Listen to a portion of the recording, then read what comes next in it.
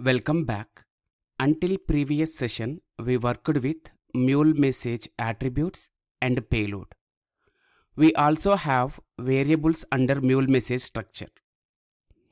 Let's work with creation of variables in this video, and in next video I will show you why we need of variables in a Mule flow.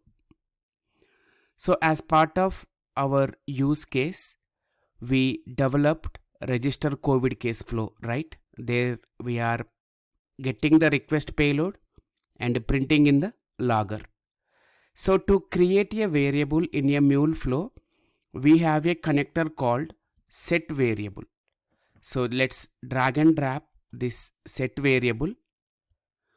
Always a variable expects name and value. This name will be used further to get this value. So let me give a name as user name and value as Chinna. And to get this variable further, we should use expression as vars.variable name.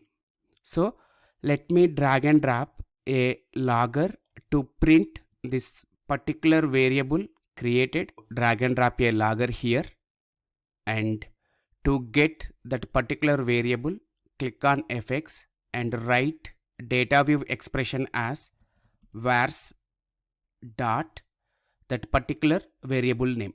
The auto sense is helping us to show the available variables before to this logger were created. Let's choose this, save, let the application get redeployed.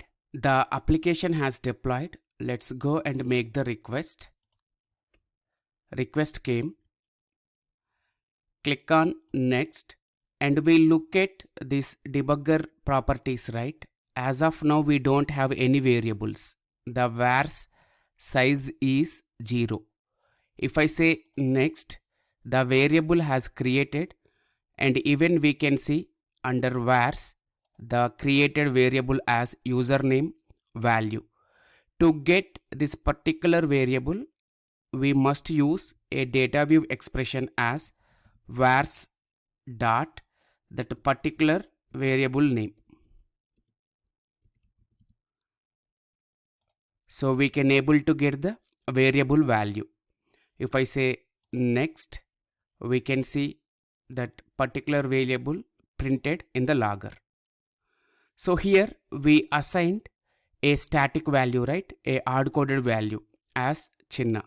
Suppose if we wanted to assign a dynamic value to the variable, yes, we can do that. So let me assign one of the field from the incoming payload as dynamically to this variable.